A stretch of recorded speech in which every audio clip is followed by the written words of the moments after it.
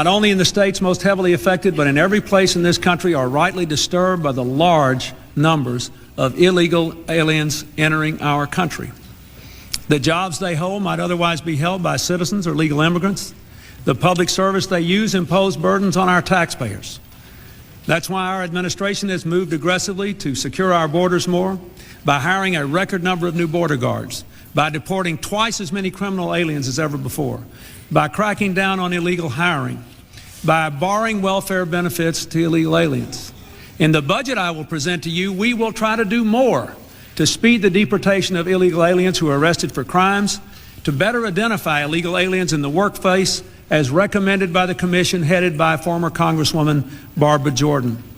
We are a nation of immigrants, but we are also a nation of laws.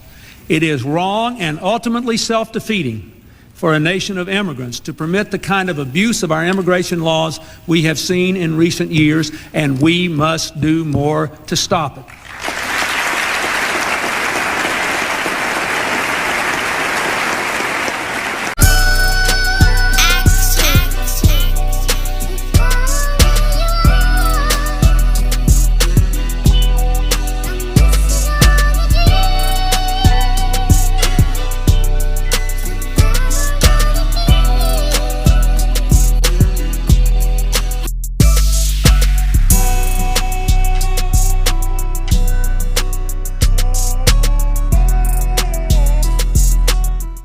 We couldn't talk about corruption in Washington without mentioning Bill and Hillary Clinton.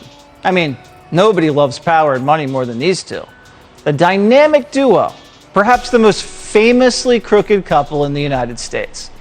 They met way back in 1971 at Yale Law School, and the rest is history. Literally. These two have managed to do a lot in their 50 years in politics. Some good, some bad, but mostly ugly. And tonight, we're going through it all. The greed, the corruption, the rotten to the core Clintons. Starting with one of their biggest controversies, Whitewater. It started back in 1978, when the Clintons partnered up with another couple, James and Susan McDougal. And together they borrowed money from the bank, with a plan to turn some Arkansas mountain land into a spot with vacation homes. But the real estate opportunity flopped. Bill and Hillary lost a lot of money, and Jim McDougal went into banking, starting this savings and loan company called Madison Guarantee. And that's where the story gets a little more interesting. Madison Guarantee ended up being a pretty sketchy business. McDougal used it to defraud millions of dollars. And that opened up a federal investigation of all McDougal's business dealings, with Whitewater, Bill, and Hillary at the center. And the timing wasn't great for the Clintons. The investigation blew up in 1994 while Bill was in the White House. A key witness alleged that Bill pressured him into giving an illegal loan for the Whitewater deal. And according to Vox, other allegations swirled about the Clintons and Madison, including claims that McDougal used Madison funds to pay off Bill's gubernatorial campaign debts in 1985. And that Bill appointed a friendly state bank regulator to protect McDougal. A lot of sketchy spending, a lot of missing details, and a lot of corruption. Here's Bill on CBS in '97. This thing's been going on for over 3 years. Tens of millions of dollars have been spent. And there have been, by the way, 2 federal reports by agencies saying that what I said and what my wife said in the beginning of this was true, that we were not involved in running the savings and loan, that we lost money on a real estate deal, and that this whole inquiry is going after 2 people who lost money on a real estate deal made almost 19 years ago now. The thing about the Clintons is that they always seem to weasel their way out of trouble. So while other people went to jail for the fraud scandal, the Clintons didn't, and kept running the country.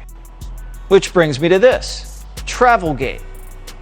In 1993, not long after Bill took office, he fired a handful of longtime White House employees working in the travel office. It was a pretty questionable decision, but like most things the Clintons do, there was an ulterior motive. Turns out Bill and Hillary wanted to make room for their buddies. You know, take the cronies from Little Rock and move them to D.C. Well, that raised some ethics concerns, and it didn't sit well with America. The New York Times reported back in '93 that over the course of several embarrassing days, the White House was forced to retreat, rehire 5 of the 7, investigate its own actions. So most of the fired employees got their jobs back, and all was well. But not really. Bill's time in the White House was just the start of the Clinton corruption. Enter the Clinton Foundation, the mother of all money schemes. They established the nonprofit in the 90s with the goal of helping others. At least that's what they told us. But it doesn't really always look that way. Back in 2015, The Federalist reported that between the years of 2011 and 2013, the Clinton Foundation spent less than 10% of its budget on charities. That's odd. So we have to wonder, where in the world did the rest of the cash go? Well, I'd like to point out what Vox once reported. At least 181 companies, individuals, and foreign governments that have given to the Clinton Foundation also lobbied the State Department when Hillary ran the place. It sounds like the so-called charity was double timing as the Clinton slush fund. And this wasn't the only time Bill and Crooked were accused of using their political stature to make money. In the book Clinton Cash, Peter Schweitzer writes this: of the 13 Bill Clinton speeches that fetched $500,000 or more, only 2 occurred during the years his wife was not Secretary of State. It sounds a little odd, right? I mean, that's a lot of money for a speech. And we can't ignore the timing. These big payouts mostly occurred while Hillary was Secretary of State. Almost makes you wonder, what was really happening behind the scenes? And I'm not the only one asking questions. The pricey speeches have been raising eyebrows for a while. Hillary tried to explain it back in 2014. It has been reported you've made $5 million making speeches. The president's made more than $100 million. Well, if you have no reason to remember, but we came out of the White House not only dead broke, but in debt. Bill has worked really hard, and it's been amazing to me. He's worked very hard. Do you think Americans are going to understand 5 times the median income in this country for one speech? Well, let me put it this way. I thought making speeches for money was a much better thing than getting connected with any one group or company, as so many people who leave public life do.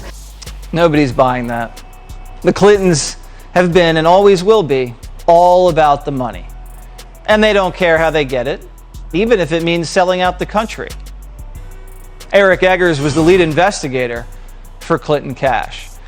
I mean, I didn't even remember that. $100 million for speaking engagements? That is an astounding amount of money. And while his wife was Secretary of State, a lot of that had to have been overseas, right? It was almost entirely overseas, Jesse, and that's such a great point. And you mentioned the fact that 11 of the 13 speeches that paid Bill Clinton over $500,000 occurred while Hillary Clinton was Secretary of State. Put it another way, Bill Clinton leaves office and for 8 years is only offered 2 speeches of over $500,000. Actually, it was exactly $500,000. Then all of a sudden, Bill Clinton raises his prices, and lo and behold, the international interest in what Bill Clinton has to say spikes dramatically at the same time that Hillary is Secretary of State. And oh, by the way, as we've reported, as other people have reported, is absolutely an overlap with these international people that had business before the State Department. Don't forget that in 2010, Bill Clinton was paid $500,000 by Russian banks because at the same time, 20% of U.S. uranium were being transferred to Vladimir Putin, of all people. At the same time, money was going to the Clinton Foundation. So there's always been an intermingling of interest, and none of it looks good. Tell us about the Clinton Foundation, because it was flying high for a while. I mean, Epstein was on the jets, Bill was going to Africa with Hollywood celebrities, and the money was pouring in from Saudi Arabia, all over the place. And then all of a sudden, what happened? The money dried up. Why was that? Well, I think it had something to do with Hillary Clinton's presidential loss in 2016. Right. Because they went from raising over $60 million in that year to now, as Axios reported recently, donations are down 75%.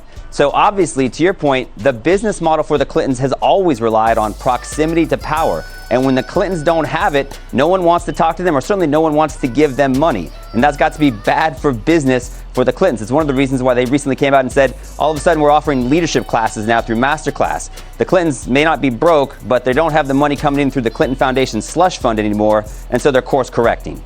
How much now at this point can Hillary and Bill make in the speaking circuit? Because she's disgraced to a certain extent. Only she lost the election, but she's disgraced in the sense that, you know, she's involved in this Russia hoax. I don't think that matters to many leftists that are willing to pony up money to hear crooked talk. But, you know, you have Bill Clinton figured for being on Epstein Island, you know, running around in these jets. Are people still willing to pay these people? Unfortunately, I think absolutely. You know, it's funny, Jesse, you're having this special where you look at political families across the country, and it's kind of like in school when everyone would get a different national park and they'd have to issue a report on it. I get to talk about Yellowstone. The Clintons are the Yellowstone of political corruption because, like the old faithful geyser, the Clinton family corruption is both historically consistent and has proven to attract paying customers from around the world. So I think that the Clintons will continue to have speaking affairs. Remember, Hillary Clinton thinks the election was stolen from her. Right. So you're going to have lots of people that want to hear that story, and Bill will always have tales to sell internationally. All right. Thank you so much.